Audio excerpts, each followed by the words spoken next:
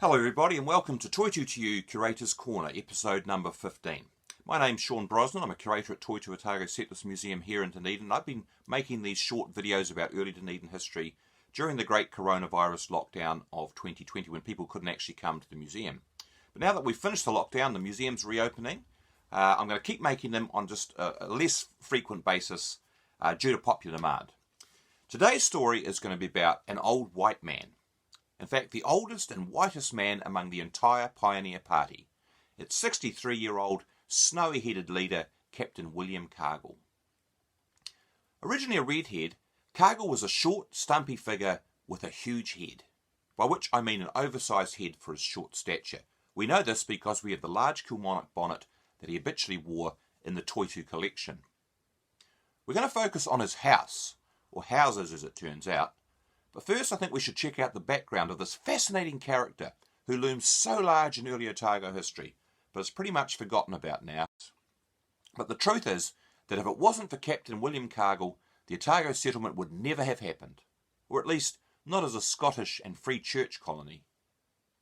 Born in Edinburgh, he was an old soldier, a veteran of the British war against Napoleon in Spain and Portugal in the early 1800s, during which he'd been an officer in the 74th Highland Regiment.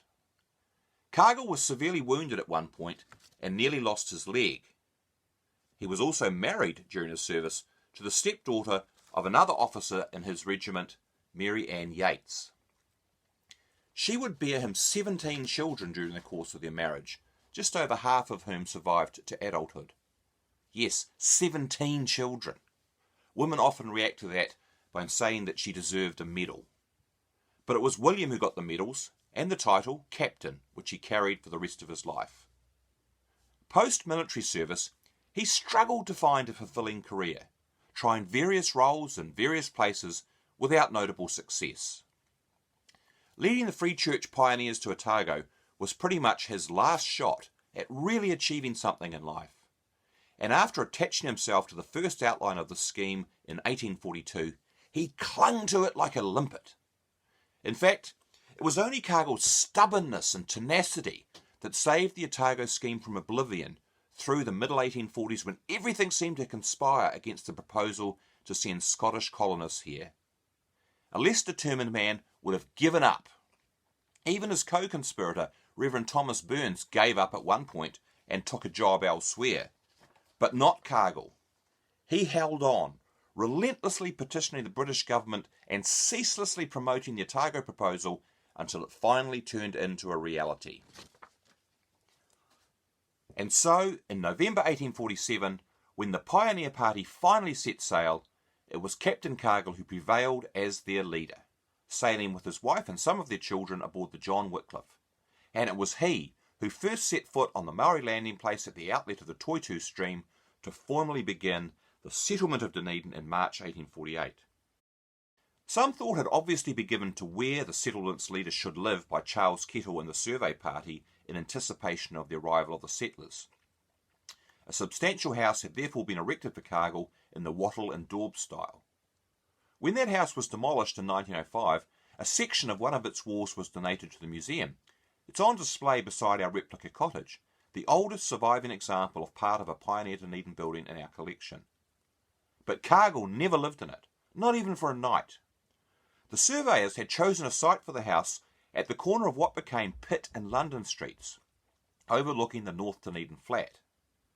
Now today that might be a good place for Dunedin's first citizen to live, affording a great view over much of the central city and proximity to many of its citizens. But not in 1848. The earliest settlers congregated instead, far to the south, around the Maori landing place and the Toy2, where Charles Kettle had built his house, all places that we have looked at in previous episodes. So Cargill quite sensibly rejected the Pitt Street house as unsuitable for his leadership role, cut off as it was from the main settlement of Dunedin by the swamp that was the North Dunedin Flat and by the big lump of Bell Hill just south of the undeveloped Octagon. Instead, Cargill first erected a tent on the beach, distinguished by its bright scarlet facings, offloaded some of his daughters to stay with the Kettles, as we noted in an earlier episode, and made arrangements for another of those kit-set houses brought out on the John Wycliffe to be erected for him on Princes Street, in the block between modern Stafford and Carroll Streets.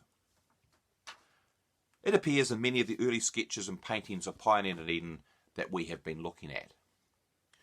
But he didn't stay there long either. As early as 1851, he had moved to a new house that he had built at Hillside, just on the rise off the main South Road, opposite where the Southern Cemetery is now. He lived there until his death in August 1860. In this photograph, taken a bit earlier in 1860, you can actually see the old captain standing on the veranda. And I think that pays testament to the old soldier's character. This house is no flash mansion, but pretty much akin to what any of the other early settlers might have aspired to live in. No wonder so many of the early Scottish pioneers, men like James Adam and John Barr, idolised the old captain. But not everyone felt that way. Captain Cargill's virtues of stubbornness and tenacity, so useful when the entire Otago scheme was up in the air and maybe wouldn't happen, often turned into simple pig-headedness after arrival in 1848. And his clashes with other strong personalities among the early pioneers are legendary and many. And perhaps we'll look at a few of those in future episodes. So I hope you enjoyed that little story and the reminder of the importance of that great figure of little old Captain Cargill. And if you did, you might like to subscribe to the channel, hit the bell icon to be notified of future episodes. As I say, there'll be more of those, just not so often. And until the next one, bye for now, keep safe.